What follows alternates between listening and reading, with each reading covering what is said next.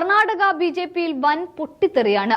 മുൻ മുഖ്യമന്ത്രി ബസവരാജ ബൊമ്മയെ യെദ്യൂരപ്പയുടെ മകനായ വിജയേന്ദ്ര പണം നൽകി എന്ന വെളിപ്പെടുത്തലുമായി രംഗത്ത് വരികയാണ് കർണാടകയിലെ മുതിർന്ന നേതാവും MLA-യുമായ ബസനഗൌഡ പാട്ടീൽ യത്നാൾ. ഇതോടെ ബിജെപിക്കകത്ത് ഉൾപ്പോര് മറ നീക്കി പുറത്തു വരികയാണ്.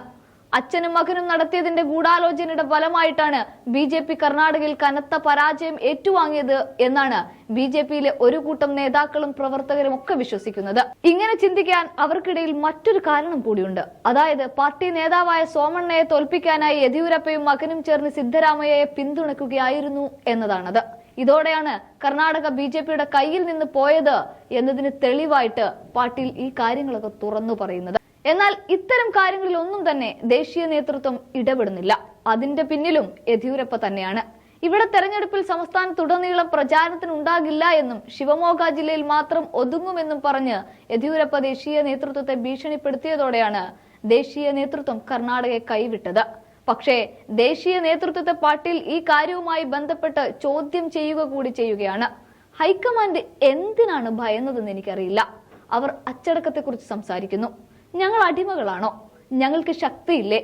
ഞങ്ങൾക്കും ജനങ്ങളുടെ പിന്തുണയുണ്ട് എന്നിങ്ങനെയാണ് ഇതുമായി ബന്ധപ്പെട്ട് അദ്ദേഹം ചോദിക്കുകയും പറയുകയും ചെയ്തത്. അതേസമയം ആരോപണങ്ങളോട് ബിജെപിയുടെ ദേശീയ നേതൃത്വം പ്രതികരിച്ചിട്ടില്ല. വിവാദത്തിൽ പ്രതികരിക്കാനില്ലെന്ന് വിജയേന്ദ്രയും പറഞ്ഞു. കഴിഞ്ഞ ദിവസം ചേർന്ന പാർട്ടി യോഗത്തിൽ ബസനഗൌഡ പാട്ടീൽ യത്നാൾ പങ്കെടുത്തില്ല എന്നുള്ളതും ശ്രദ്ധേയമായിരുന്നു. നിയമസഭാ പ്രതിപക്ഷ നേതാവായി അശോകനെ നിയമിച്ചതിലും ബസനഗൌഡ പാട്ടീൽ യത്നാൾ അടക്കമുള്ളവർക്ക് അതൃപ്തിയുണ്ട്. അതേസമയം കോൺഗ്രസിലേക്ക് പോകുമെന്ന് സൂചന നൽകിയ ST സോമശേഖർ, മുൻ മന്ത്രി രമേശ് ജാർക്കിഹോളി തുടങ്ങിയ മുതിർന്ന MLA-മാരും കഴിഞ്ഞ ദിവസത്തെ യോഗത്തിൽ പങ്കെടുത്തിരുന്നില്ല. എന്നാൽ മുൻ മുഖ്യമന്ത്രിയും BJP പാർലമെന്ററി ബോഡി അംഗവുമായ BS യെദ്യൂരപ്പയുടെ സാന്നിധ്യം തന്നെയായിരുന്നു യോഗത്തിലെ ഹൈലൈറ്റ്. ഇതോടൊപ്പം തന്നെ DK ശിവകുമാറുമായിട്ടും യെദ്യൂരപ്പയ്ക്ക് അന്തർധാര സജീവമാണെന്നും പാട്ടീൽ യെദ്യൂരപ്പയെ കുറ്റപ്പെടുത്തിക്കൊണ്ട് പറയുന്നുണ്ട്.